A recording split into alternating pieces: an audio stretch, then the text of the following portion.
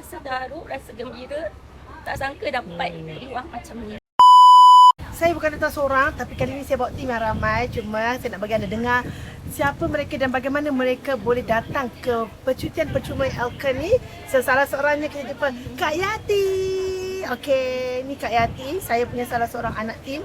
Ini saya bersama dengan Kak Yati. Okey, Kak Yati boleh tak Kak Yati cerita kat dia macam mana Kak Yati boleh join bisnes Elkan ni? Macam mana Kak Yati join dan di bawah bimbingan siapa yang Kak Yati berada kat sini? Okey, Kak Yati join Elkan ni sebab Kak Yati dengar kebaikan Genki Best. So selepas itu Kak Yati juga diperkenalkan dengan hydrogen inhaler, dan hydrogen inhaler ni sangat bagus untuk membantu kita jadi jauh lebih sihat daripada keadaan kita sekarang ni.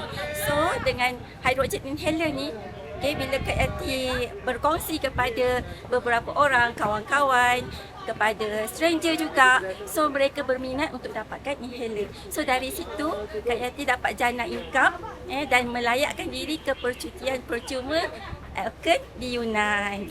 Okey, saya bersyukur berada di dalam tim Coach Shakira dan juga mentor saya Hanani dan juga Nisa. Yang kita bagi pada Kak Yati untuk Kak Yati buat, sebab Kak Yati kan baru masuk bisnes. Jadi mestilah orang akan fikir macam-macam nak buat iklan, apa punya bahan kan. Okey, apa yang tim CS sediakan? Okey, untuk tim CS ni Kak Yati rasa sangat beruntung, bersyukur sebab kita berada dalam tim yang betul, iaitu guide cara marketing, bagi ilmu marketing, cara untuk berkomunikasi dengan customer, daripada WhatsApp pun ada share. Lepas tu bagaimana kita nak live, bagaimana kita nak berkongsi kepada ramai.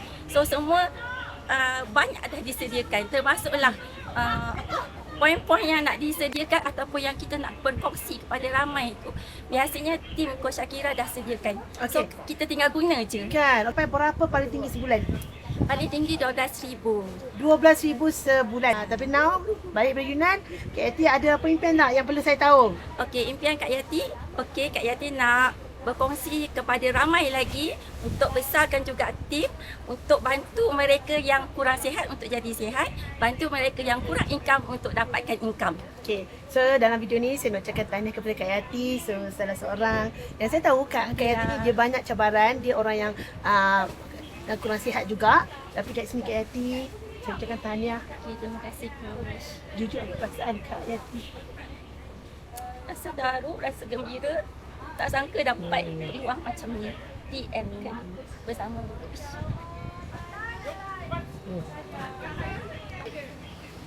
Ini kuat. Jom kita pergi ke next. Tanya Kak Yati, siapa nak jadi macam Kak Yati yang nak kita berbimbing, tengok kami.